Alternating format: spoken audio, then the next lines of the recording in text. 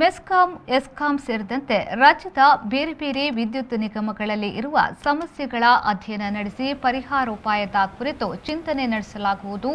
ಇಂಧನ ಇಲಾಖೆಯಲ್ಲಿನ ತಳಮಟ್ಟದ ಸಮಸ್ಯೆಗಳ ಅರಿವಾಗಬೇಕಾದರೆ ಲೈನ್ಮೆನ್ ಅವರಿಂದ ಅಭಿಪ್ರಾಯವನ್ನ ಪಡೆದುಕೊಳ್ಳಬೇಕು ಎನ್ನುವ ಉದ್ದೇಶದಿಂದ ಕಾರ್ಕಳದಲ್ಲಿ ಮೊದಲ ಬಾರಿಗೆ ಇಲಾಖೆಯಡಿಯಲ್ಲಿ ಕೆಲಸ ಮಾಡುವ ಲೈನ್ಮೆನ್ಗಳೊಂದಿಗೆ ಸೌಹಾರ್ದವಾಗಿ ಬೆರೆತು ಅವರ ಅಭಿಪ್ರಾಯ ಹಾಗೂ ಅನುಭವಗಳನ್ನು ಮುಕ್ತವಾಗಿ ಆಲಿಸುವ ಪ್ರಯತ್ನ ಮಾಡಲಾಗಿದೆ ಎಂದು ಸಚಿವ ಸುನಿಲ್ ಕುಮಾರ್ ಹೇಳಿದರು.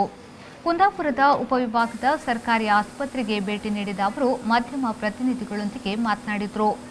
ಕೊಲ್ಲೂರು ಸೇರಿದಂತೆ ಜಿಲ್ಲೆಯ ವಿವಿಧ ಭಾಗಗಳಲ್ಲಿ ಸಮರ್ಪಕ ವಿದ್ಯುತ್ ಸರಬರಾಜು ವ್ಯವಸ್ಥೆಗೆ ಸಂಬಂಧಿಸಿದಂತೆ ತೊಡಕುಗಳನ್ನು ನಿವಾರಿಸಲು ಕ್ರಮ ಕೈಗೊಳ್ಳಲಾಗುವುದು. ವಿದ್ಯುತ್ ಮಾರ್ಗಗಳ ತೊಡಕನ್ನು ನಿವಾರಣೆ ಮಾಡಿದ ಕುರಿತಾಗಿ ಅರಣ್ಯ ಸಚಿವರೊಂದಿಗೆ ಮಾತುಕತೆ ನಡೆಸುವುದಾಗಿ ಹೇಳಿದರು. ರಾಜ್ಯದಲ್ಲಿನ ಬಿಜೆಪಿ ಆಡಳಿತದ ಅವಧಿಯಲ್ಲಿ ಆರೋಗ್ಯ ಕ್ಷೇತ್ರಕ್ಕಾಗಿ ಗರಿಷ್ಠ ಸೌಲಭ್ಯಗಳನ್ನು ಒದಗಿಸಲಾಗಿದೆ.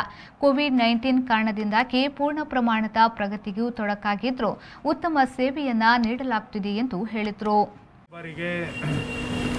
ಆರೋಗ್ಯಕ್ಕೆ ವಿಷಯಕ್ಕೆ ಸಂಬಂಧಪಟ್ಟಂತೆ ನಮ್ಮ ಸರ್ಕಾರ ದೊಡ್ಡ ಪ್ರಮಾಣದಲ್ಲಿ ನೇಮಕಾತಿಯ ಪ್ರಕ್ರಿಯೆಗಳನ್ನು ಮಾಡಿದೆ. ನಮ್ಮ ನಿರೀಕ್ಷೆಗೆ ತಕ್ಕಂತೆ ಆಗಲಿಲ್ಲ ಅನ್ನೋದು ಬೇರೆ.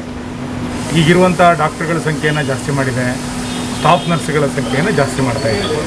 ಇನ್ನಷ್ಟು ಬೇಡಿಕೆಗಳು ಬೇಕು ಅನ್ನೋದನ್ನು ಗಮನದಲ್ಲಿಟ್ಕೊಂಡು ಮುಂದಿನ ದಿನಗಳಲ್ಲಿ ಮಾನ್ಯ ಸಚಿವರ ಜೊತೆಗೆ ಅದನ್ನು ಮಾತನಾಡಿ ಏನನ್ನು ಮಾಡಲಿಕ್ಕೆ ಸಾಧ್ಯ ಆಗುತ್ತೋ ಮಾಡ್ತೇವೆ. ಈಗಿರೋ ತಕ್ಷಣದ ಮಾಹಿತಿ ಪ್ರಕಾರ 50ಕ್ಕೂ ಹೆಚ್ಚು ಡಾಕ್ಟರ್ಗಳನ್ನು ನಮ್ಮ ಜಿಲ್ಲೆಯಲ್ಲಿ ಈಗ ಬೇರೆ ಬೇರೆ PSCಗಳಿಗೆ, ತಾಲೂಕು ಹಾಸ್ಪಿಟಲ್ಗಳಿಗೆ ನಾವು ಮಾಡಿದ್ದೀವಿ. ಬಹುಶಃ ಇಷ್ಟು ದೊಡ್ಡ ಪ್ರಮಾಣದ ನೇಮಕಾತಿಗಳು ಮೊದಲನೇ ಬಾರಿಗೆ ಈ ವರ್ಷ ಕನ್ನಡ ಮತ್ತು ಸಂಸ್ಕೃತಿ ಇಲಾಖೆ ಹಿರಿಯ ಅಧಿಕಾರಿಗಳ ಜೊತೆಗೆ ಚರ್ಚೆಯನ್ನು ಮಾಡ್ತಾ ಇದ್ದಾರೆ.